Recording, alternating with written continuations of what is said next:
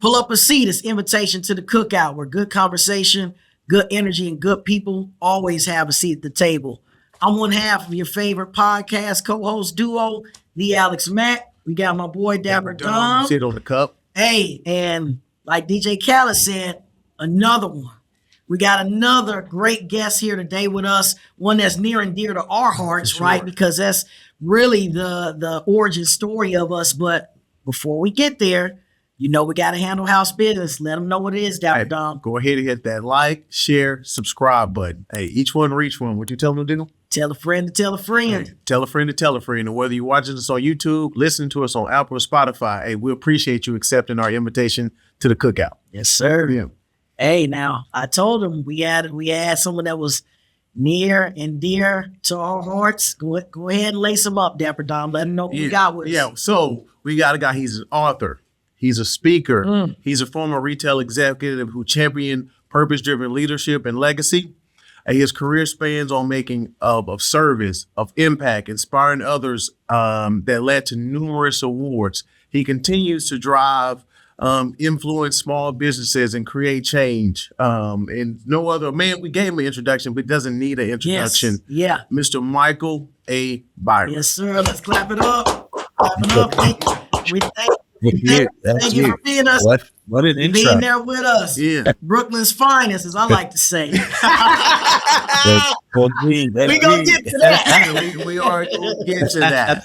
But how we start off our show, Michael, and our listeners and viewers, called Chop It Up. And so in our Chop It Up section today, we just going to talk a little bit about how we actually all are connected, and then let you give a backstory of how you got into supplier diversity and inclusion, letting our listeners and viewers know what that is and how you got into that space. But as Alex said, our origin story really started with you. Yeah.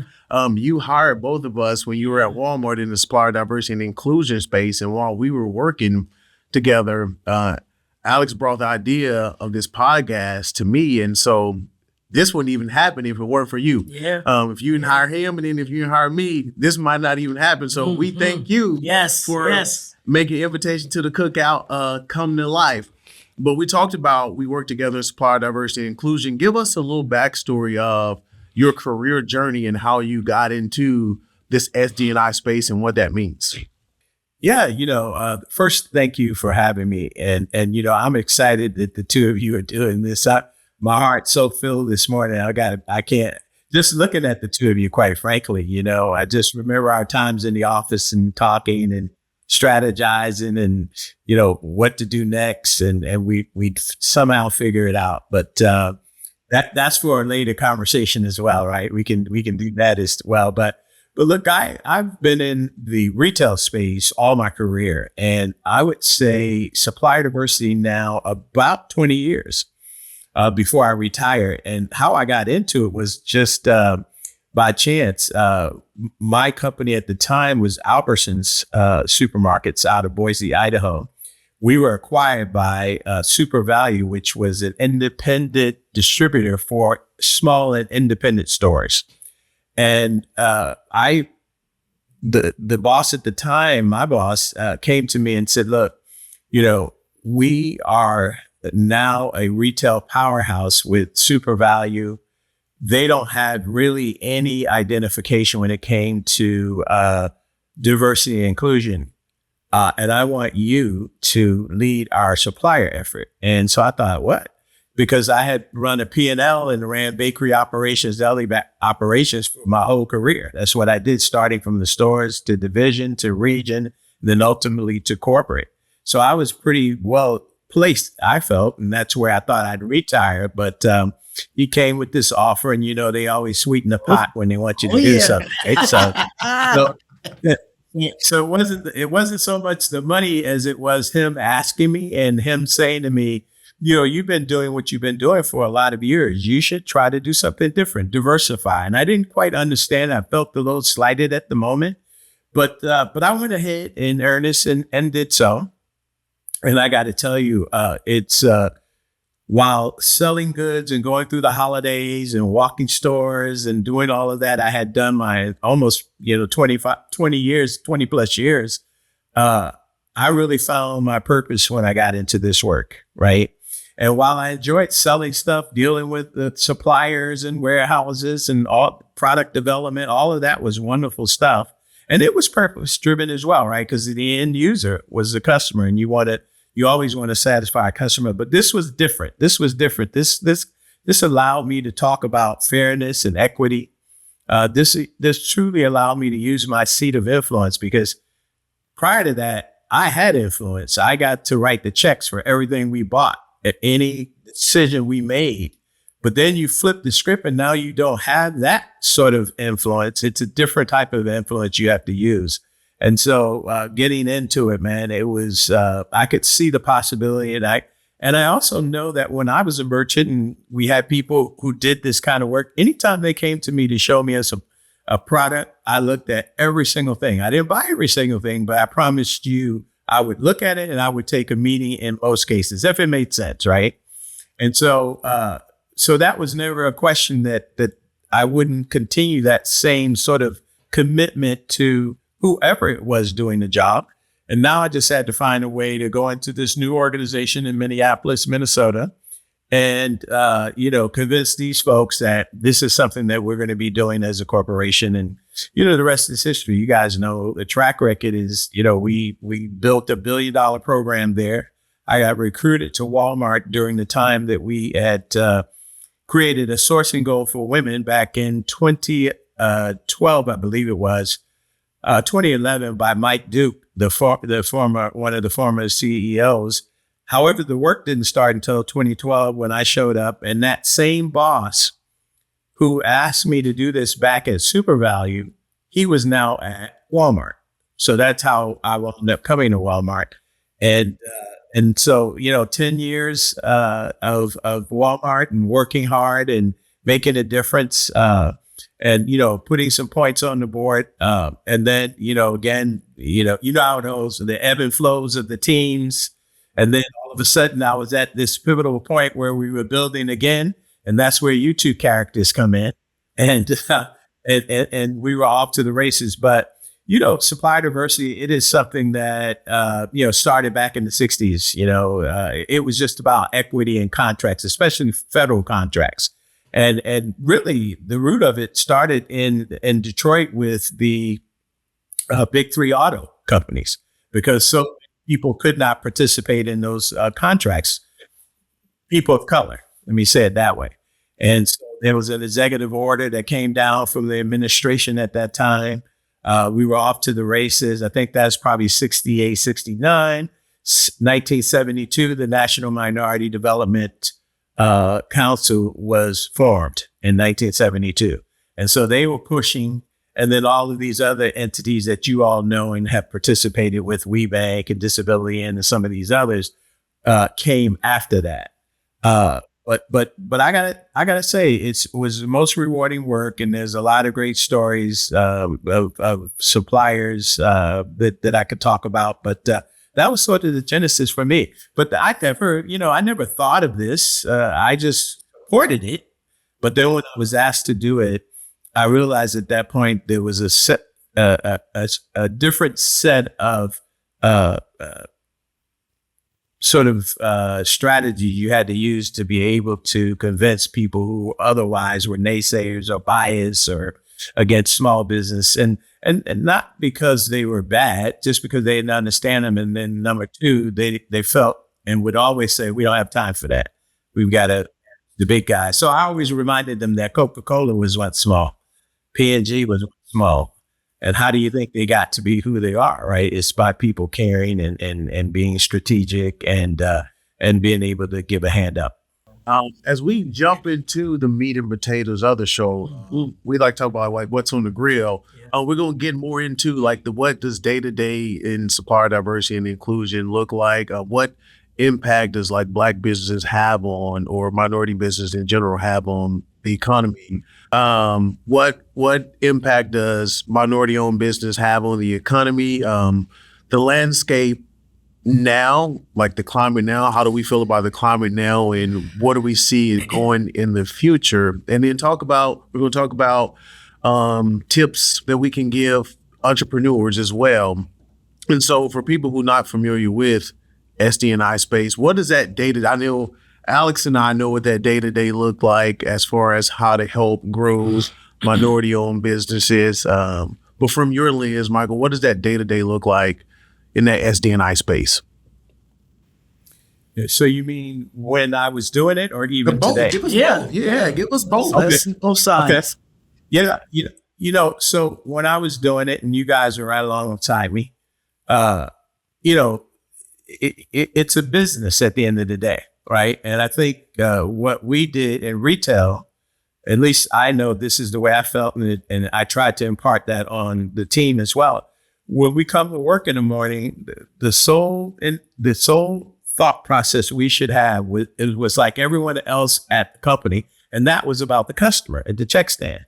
Because we knew that if that person wasn't being satisfied in the way that she wanted to be satisfied in the products, the service, et cetera, whether it be technology or if it was a can of green beans that's being sold, then, they could vote with their wallet and go elsewhere, right? If we didn't provide the experience or allow them to know that we know they're walking through the day every day, or walking through the stores every day. We had that old stat. We're within 10 miles of 90% of America. And so that always locked in my head. So who's in that, who's in that 10-mile radius? All of us, right? So how do we treat that?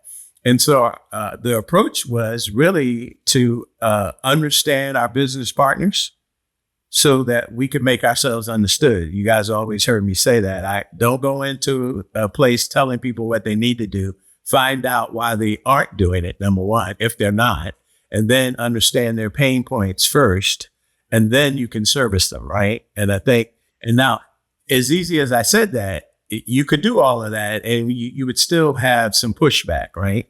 So then, it just becomes, an opportunity to kind of teach and try to put impact and try to create a champion. So things like I'd used to say to people, you would want an advocate for your sister or mother if she was doing business with Walmart. You would want that, believe me, right? In a big ecosystem like this, you need someone to help you navigate. So, so the job is really about navigating internally, navigating externally, educating internally, educating externally. The suppliers and readying them, and also being very candid when we know that this is probably not something that will work for us, right? Because the other part of it is understanding, like in you guys' cases, you all were broke up in categories. So I always challenge you, and I always challenge myself to know enough about a person's strategy in the category so that I could support them. Because that's really what our jobs were. We were in a support role. And when you do that, you build credibility first and foremost. So, as opposed to going in and telling someone what they need to do, the idea is to understand what they're doing today and what might be prohibiting them from doing this thing we call supply diversity. But at the same time, you had some people who are already doing it. So how do we help them do it better? And I think that's what it is. Yeah, one of the things that you talked about was just being candid with your feedback and, having done it underneath you and then, doing it myself now, what I see a lot with a lot of people is, one, entrepreneurship is on the rise. So there's a lot of people that are trying to control their own destiny, as one would say. How do you navigate those conversations where clearly someone's very energetic and passionate about their product, their service, or whatever it is that they want to do, and being an entrepreneur, but you can tell they're just not there yet in terms of being able to make that impact? And how do you kind of land a plane on that one when, you have those conversations that could seem like they're kind of tough? Yeah, that's a great question, Alex. One thing I always ask is, what's your why? Like, what's your why, right? Because whether you're selling a product or you have a solution, what's your why? Why do I need to have this product? You do know that if you walk down the aisle, I've got 30 SKUs of cake mix. And what makes yours better? Why should I carry yours? And then you also know on the other side is that, I'm a tech-driven company, which is what we said. And we have all types of technology that helps us connect to the customer. why is yours something that I need to consider? Right. So what's the why? And the why, what it alludes to is how much research have you really done on this company, the category, right? Because you find that a lot of people, during whether it's today or it was yesterday, I don't call it entitlement, but they have a sense of feeling that you should take this on. This is my grandmother's recipe, or I worked hard for this, and all of those things. And you just have to be frank with folks. And, and I think, and that honesty is really what builds your credibility, right? And you all have told me, I've told you guys this before. You remember that little brown box on the top of my desk that I used to keep all my love letters in? I told you that, guys, that all those emails and all those handwritten cards, a good portion of them were thank you for setting me straight. Because I could have lost my house had I, tried to place the bet, right? Or I didn't understand what you were trying to say. I was so upset with you. And then later on, I figured out, oh, he's absolutely right. What do I need to do to change this or make it so that they can't refuse me? Because I've done the 100 hours of research that I need to do for a 30-minute meeting. Whether it be me or the category. Yeah, I was over apparel. I used to tell retailers, say if they came to me and they had a take, and understanding that I used to say, hey, a blessing too soon is not a blessing at all. And so, hey, sometimes merchants get excited about your item, but it's like they want to put you in 1,000 doors. But like, do you have the capital and the infrastructure to support going into 1,000 doors? So I would say, hey, go to a HRAC. See how many tanks fit on the HRAC, and how many bottoms fit on the HRAC, and then multiply that by how many stores that you're going to be in. Then add replenishment on top of that. Do you have the capital to sustain that? And so, if it's okay to say, hey, I'm glad you're excited about my product, but I feel like we can only be successful in 500 doors right now, and go rock out those 500 doors, and then say after you grow that, hey, we can go to 800, then we can go to 1,000. So just like you said, understanding your business and saving yourself, because like you might get in and then now you're not able to flow goods the way Walmart needs you to, and now you're out in a year and a half because you couldn't execute because you didn't want to say no, and it was all right to say no. And that happens to a lot of people. That happened to I think the flip side of it too, as well as we talk about it, I try to think about it, is we can have this conversation because we've had this experience, right? We've been able to work with thousands and probably tens of thousands in your case of different suppliers and gather this knowledge. But I would kind of ask Michael is, what are some of those resources that are out there for people to do research? Because I always believe that there's some people that are gifted in what they do, but they don't have business acumen, right? Like, hey, I can make a mean pound cake, right? I can make the meanest pound cake that on the block that you can add, but I have no idea about margins. I have no idea about research. I have no idea about capital. And so sometimes you get those people in there that they're really good at creating something, but they don't have any idea around business. So what are some, resources or different things out there, for people that are in that space that are thinking like, hey, I want to go and do this, and everybody in my neighborhood is saying I got the best pound cake. What are some things where we can bridge some of those gaps? Yeah. I would think a lot of the national advocate organizations that you guys belong to during the time with me and Alex, I know you still support today. I think also that most everyone knows somebody that's doing business and doing it successfully, right? So just go ask your partner, your buddy, or the neighbor or the friend, or get an introduction. Do the legwork, right? That could be part of that 100 hours. Alex, I got a pound cake. You're right. But I can mix it all day long. It's perfect. But you know what? I know Alex, and he's been in retail for a long time. I'm just going to go ask him, what are some of the things, Alex, I need to do to get into retail? And you're going to tell me, and I'm going to go, whoa. Probably feel a little deflated because I didn't think it took all of that. But I trust you enough to know that it does, or else you wouldn't tell me that. You wouldn't give me the guidance that you've given me. And so that's what sometimes people are, they're in a rush. And as you said, Dom, I mean, your blessing will come. You just got to work through the kinks. And there are certainly numerous hurdles like that. And they're not intentional, but they are intentional in order for a business to run the business the way it needs to run it. I mean, long gone are the days that you can drive around and, drop something at the back door and get a cash for it, right? There's so many things that we have to worry about as a national retailer. But I would say the advocate organizations, and of course, there are numerous accelerators and incubators today where that information, but also if you just Google it today, it will say, if I had to type in, I have and I want to go to retail, what are the top 5 things that I need to know? That at least get you the basis so that you begin to kind of think about, okay, how do I approach this? Like whether I need a tax ID to be a business and what type of insurance that I need because the company is going to require that, or go to a company's website and review that. Because, most all of them have some sort of checklist of what you need to do. And that's where the complexity comes in, because so many people think it's just, 1, 2, 3, and you're on the shelves. And that's just not the case. And so that's why I always start with, do you know somebody that's ever got their product into any grocery chain? Doesn't matter who it was. And they go, oh, yeah, I know lots of people. I said, well, then go talk to some of those people, because they'll be able to shed light on exactly what you need to do. And they're also going to let you know that it's a journey as opposed to a sprint. What are some of the biggest challenges you've seen in your career that entrepreneurs face when trying to break into big box retailers?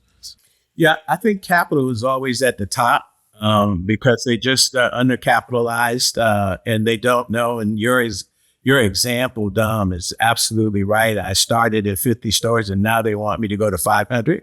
How do I do that? How do I make more T-shirts? Oh my God. I don't even have that type of relationship with my manufacturer that I can go and say, front me, 50,000 shirts, because I don't have that. Right. So capital, how to use capital, I think is also wise, because I think sometimes we could have the money, but we don't know where it should be well placed in order for us to have a sort of a fluid relationship with a retailer and understanding what those expectations are going to be. It goes beyond just, you got a contract and we're going to put you in, 500 stores. That's the easy part when they say that. The hard part is fulfilling that. And then having, the all of the safety and all of the things that come with food and or any product that you're going to sell to a retailer, that they have to cover their bases, and so should you. But I think people, as Alex says, so many folks are going the entrepreneurial route today. I'm pleased to say I see a lot more education and people taking their time that I have in a long, long time. And it could be sort of the political climate that's forcing that. Also, but also lots of folks are being successful at this. And so, somebody that's been successful. So, I mean, and what I also say is that some of the most successful people are willing to share, and they do. It's on, whether they got a podcast, just like you guys are doing right now, where you're gathering information and putting it back out there. That's impact right there, because somebody will hear something that they've been noodling for some time, and now, boom, there's the unlock, right? So there's time that you have to study and put into this. It's not just one and done. We get on the shelf, they like me. There's all kind of work that comes behind that, and expectations that have to be agreed upon between yourself and whoever's making the decision to bring you in, whether it's a product or a service. You talked a lot about it. You kind of made a comment about this being a journey. Can you help for people who are not close to this space? Can you help debunk the myth around how supplier diversity contracts take place, right? Because I think we all know that there's still people who believe that, hey, I'm a Black man, I got this product or service, I go to this company that has a supplier diversity program, and they just give me a contract, and then boom, it's done, right? And you've talked a lot about research and these different type of things. So can you debunk that myth for some and kind of talk about some of the things, some of the expectations that these companies have of suppliers when they want to work with them. Yeah. Yeah. Well, like I said, every company has sort of a checklist of expectation, right? Before you ever get in, EDI, I mean, you name it. It's just a number of things that you have to check and not just check, but you have to have in place.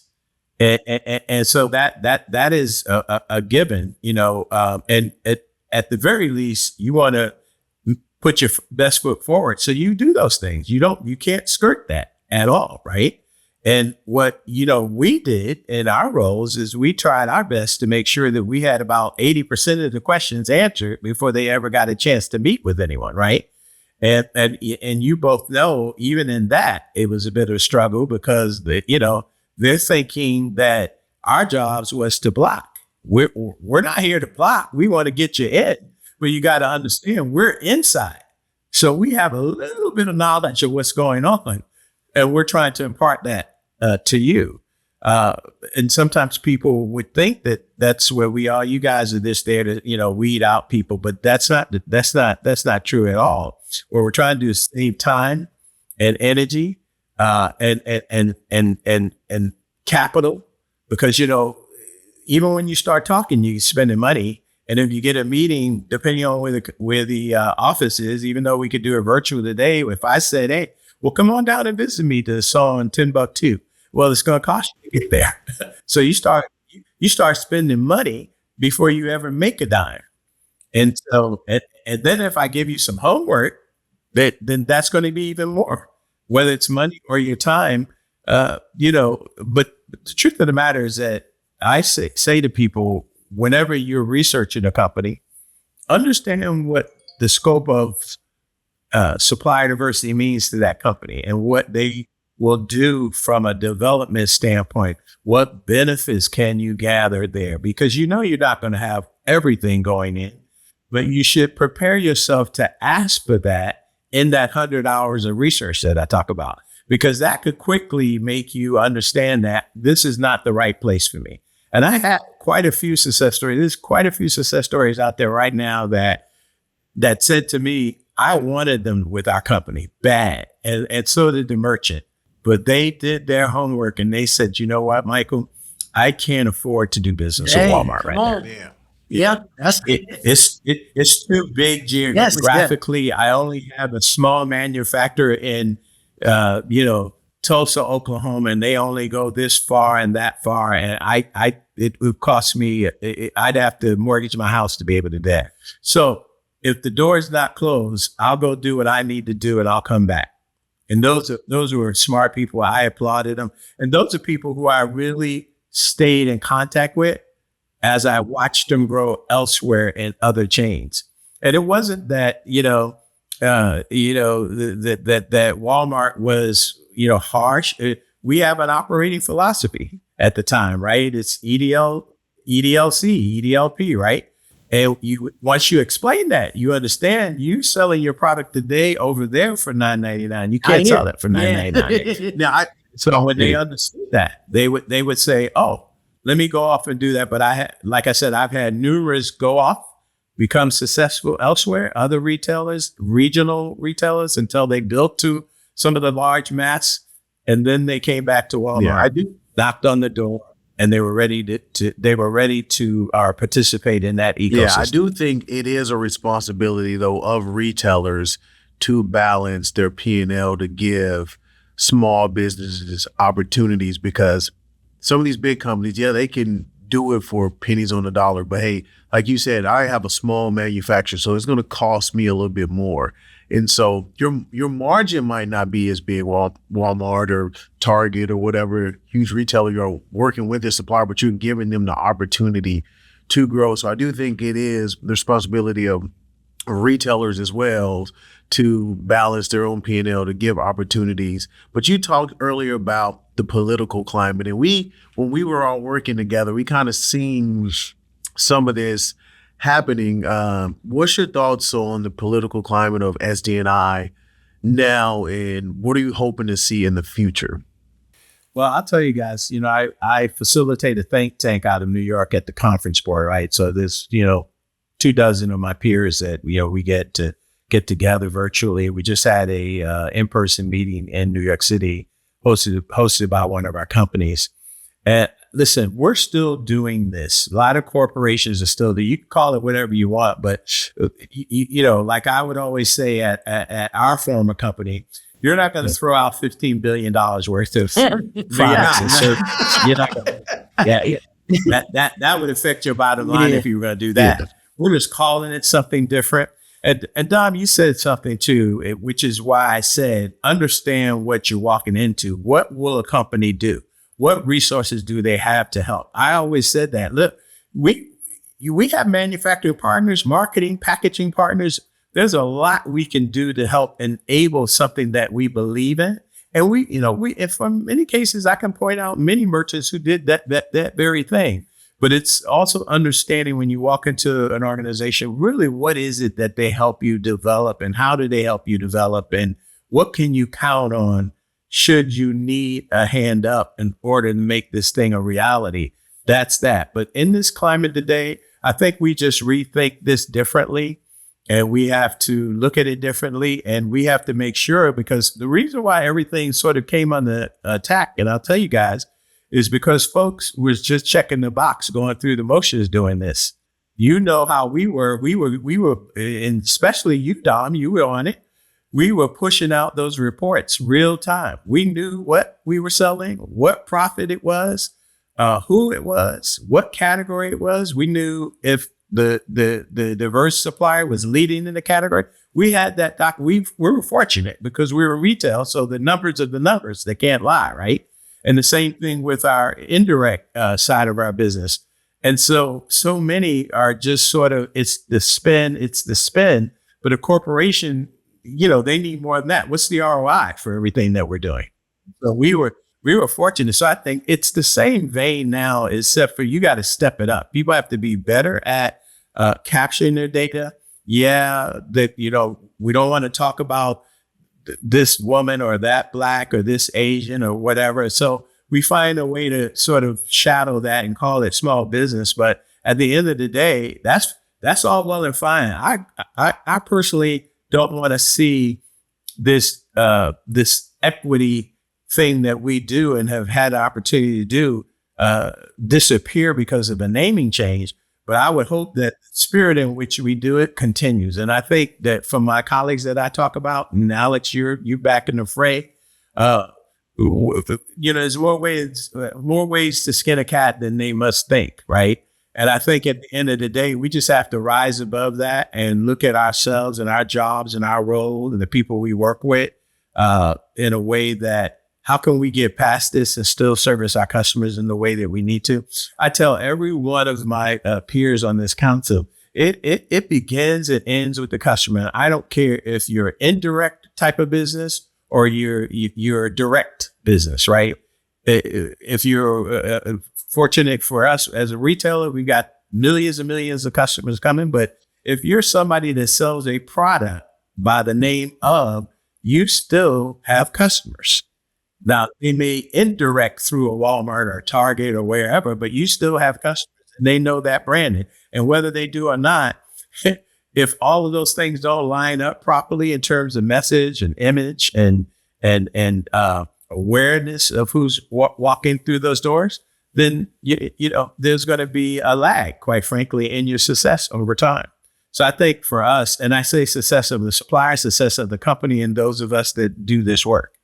And so I'm like past that. I've been past it. I said to myself, in fact, in the meeting last week, I said, if I were in the job today, yeah, I certainly would approach it differently.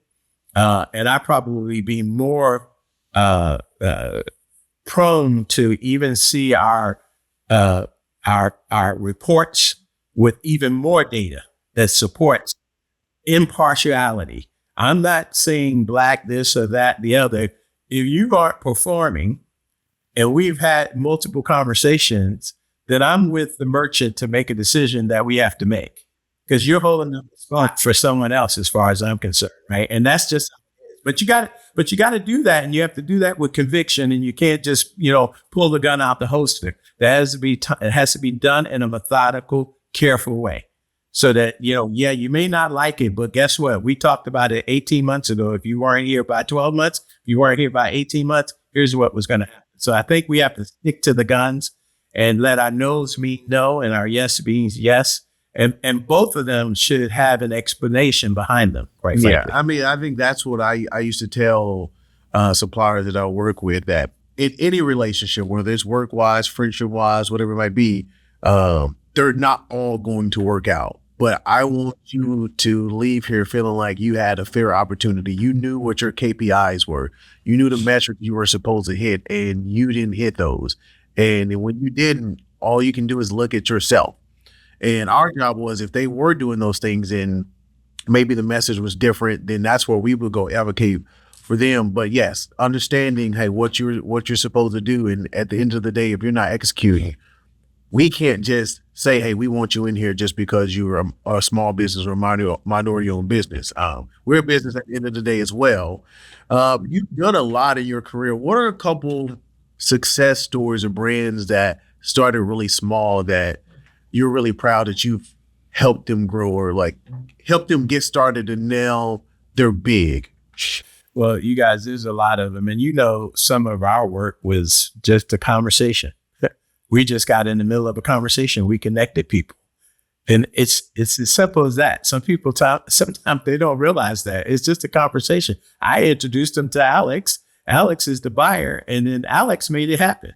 But what I knew is when I turned them over to Alex, I wouldn't have to worry about it anymore. I didn't have to come back and talk or plead or whatever. And if I did, Alex got busy and he couldn't return an email this a month. I would go to Alex and say, hey, Alex, the supplier said XXX. But yeah, there's the McBride sisters. There's a corrugated company out of Detroit. I could just name so many of them that were very small. The Milo's Tea Story. You saw that on Ford. You just saw magazine. And that's one of the ones where I leaned in heavily in that one. That one was a joint business. We had during the time that we had the sourcing goal, that we call them JBP lights. You remember that? Joint Business Plan Light. And so it wasn't like Pepsi 3 days of pouring over all the data. It was 4 hours. and the supplier opened their book and said what they needed. Walmart opened its book and said what it needed. And when we did that, we understood what each other needed. We also realized that, guess what? The supplier has more capability than we ever knew because we never had a strategic conversation.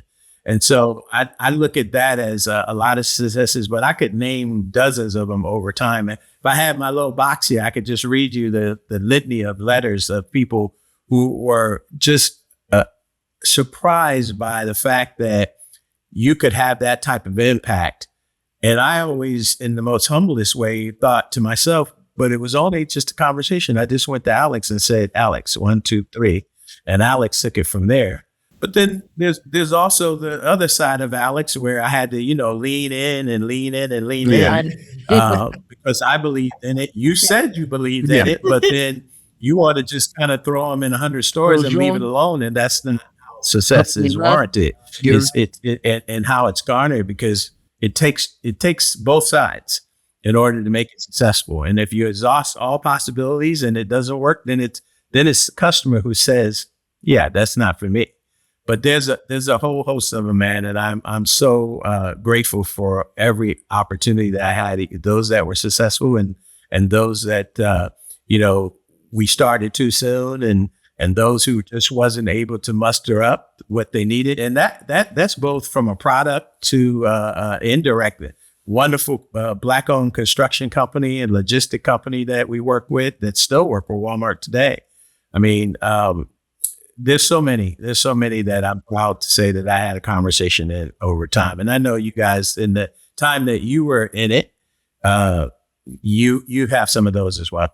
You and Alex are still in this space, and I guess I'm in it a little bit.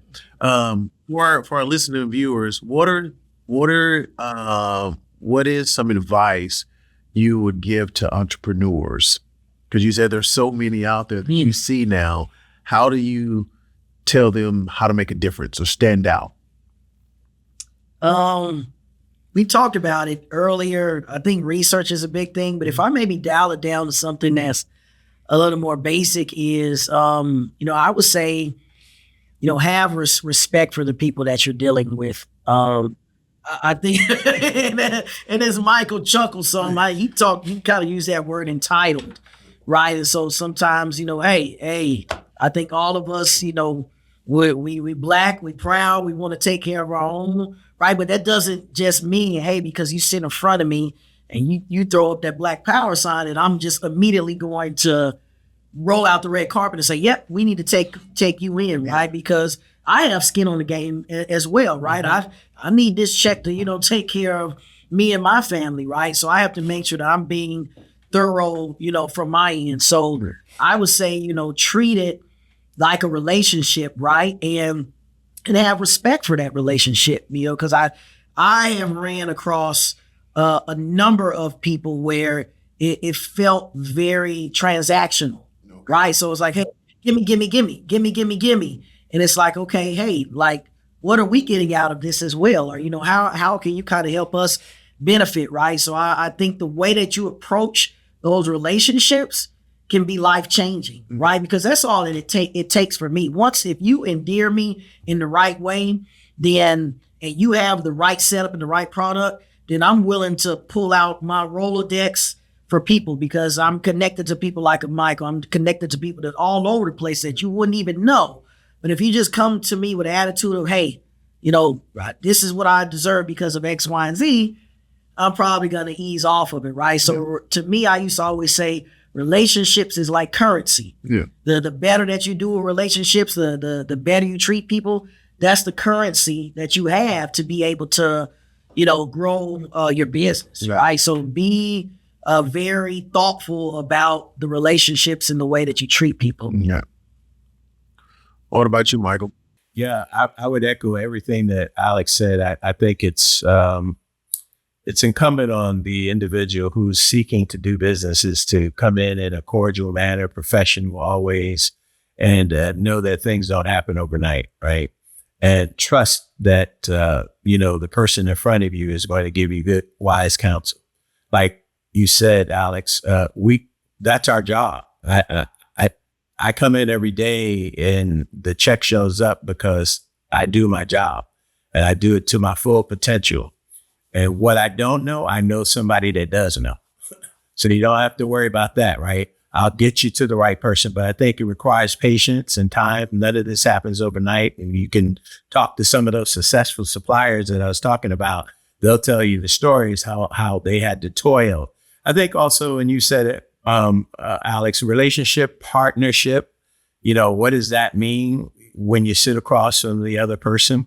But also even now, Alex and Dom, the way that I try to help people is making sure that I help them look at themselves internally, right? How they approach things, and preparation, and why that's so important.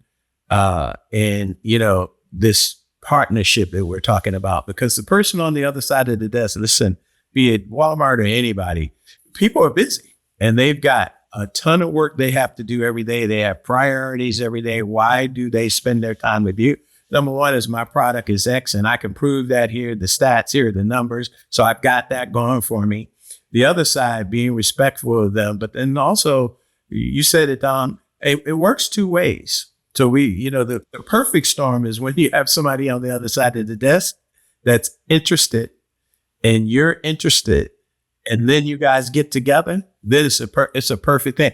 And you guys know, we used to have suppliers that circumvented us and they found their way at the desk. And I'm always saying, let's just make sure that we count it, because that's one less we have to think about, right?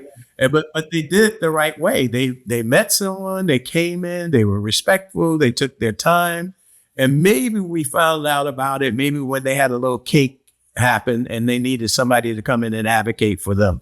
But there's two sides of the street. I told the supplier this about 2 or 3 months ago that I was advising that you're no less important as the CEO of your company than the CEO of Walmart. Believe me, he's out fighting every day for every nickel and every associate.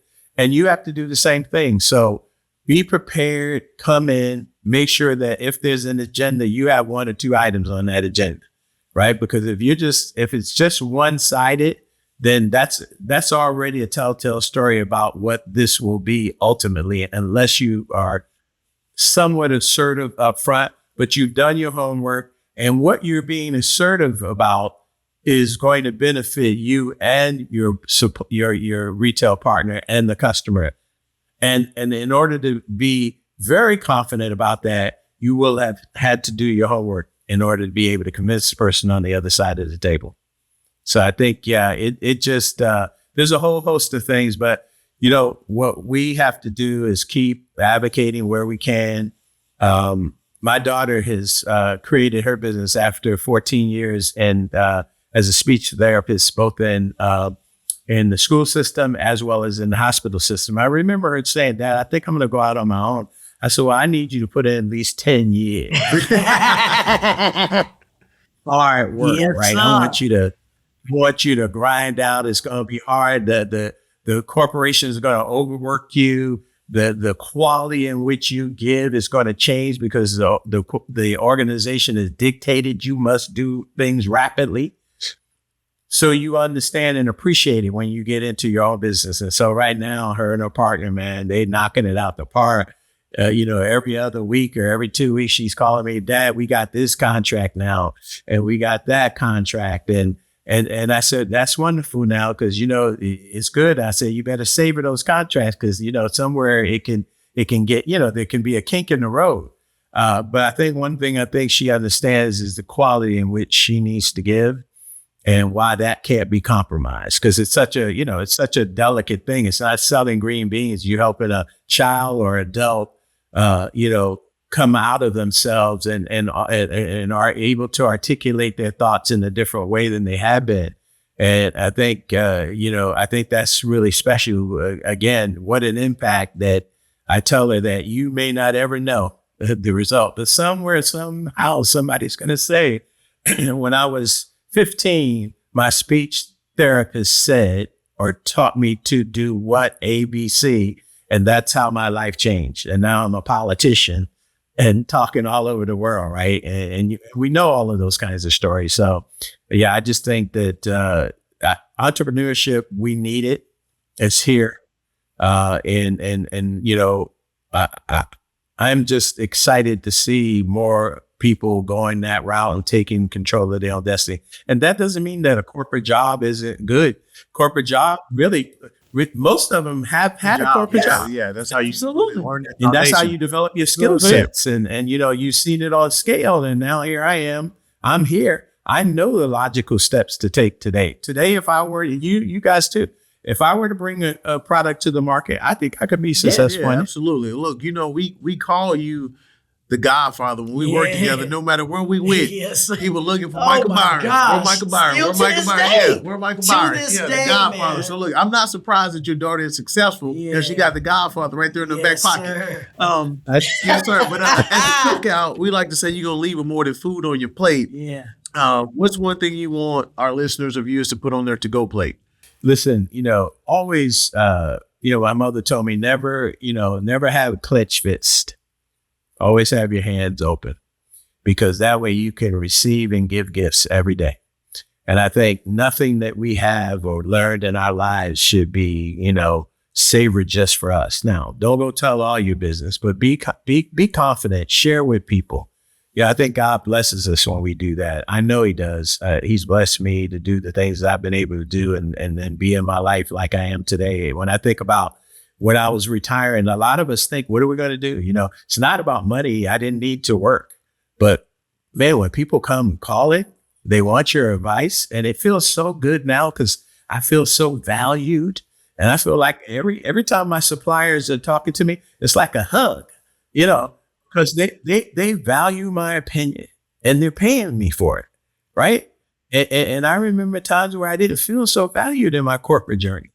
And so that's just uplifted my spirit. And, I don't know how much longer I'll do this. I guess probably as long as my wife will allow me and put up with, some trips here and there. And I'm not doing a lot of that. But I think just giving back, man, and take what you've learned John Lewis, and two people said something to me in my time during Walmart and then at Super Value. John Lewis was at Walmart, and it was a Black History event, and we had him in the green room and all, and he said to me that he had been at Walmart like 25 years earlier, and he said this room didn't look like this. And it was all of us in there, as Black executives and, different ladies and guys. And we were all in there to say hello to him. There's a group of us that was selected to kind of keep him in the green room until he was ready. But he was taking pictures with us all. And he said to me, as we stood there, he said, be sure to use your seat of influence. Don't waste it. And he said that to me. And it's not something that I hadn't heard 1,000 times, but it's John Lewis now. And I see the gas on the top of his head. And I think to myself, I'm here because of this man and so many other people. Who am I not to give up my time? And sometimes it's tiring. I have colleagues all the time calling now. Many of them are, I told my wife the other day, I said, oh, I know this colleague's about to change their job because that's when they call. But I always answer the phone because I know that she's not reaching out. It happened to be a young lady that she's not reaching out in vain. She really appreciates my counsel when it comes to that kind of thing. And so give of yourself to the point where you can manage. Don't get depleted because you all have families and other loved ones as well. But I think it just makes you, it's just what we ought to be doing. As individuals, right? All the money in the world. I haven't seen yet a bank tied to the hearse, and so that it gets us things, but joy comes from what we're able to do and impact others. Is how I see it. Like I see the two of you, young men, families. I'm so proud of the both of you doing what you're doing. You haven't let anything stop your momentum. Don't ever do that. There's going to be ebbs and flows in it all, but that's life. Be a student of what you do. You'll always be able to eat. You'll always be able to accomplish what you want to accomplish. There's too many things in this world that we can do with the gifts that we've been given. And so, for that reason, I said, just continue to have a giving heart, good spirit, treat people right. And the right thing will happen, both for you and them. Mine is your purpose is your compass. Okay. But once you determine what your purpose is, follow that. Don't be afraid to say no to a company if it doesn't align to your purpose. And don't compromise what someone is asking you to do because your purpose had that compass up there.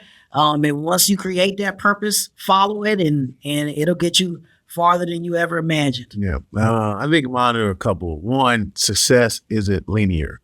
You're going to have to pivot at certain aspects, whether it's, yes, sir, whether you own a company or whatever you're doing, or changing careers, you're going to have to pivot. So be flexible, be adaptable. Make sure, like you said, it's rooted in purpose. And then I think the other thing is give more than you ask for. Mm-hmm. I love that. Yeah, I think that's another thing that in this SD&I space, all we were trying to do was give opportunities to others. And so those are just imagine had we been tied to some of them contracts that we were given.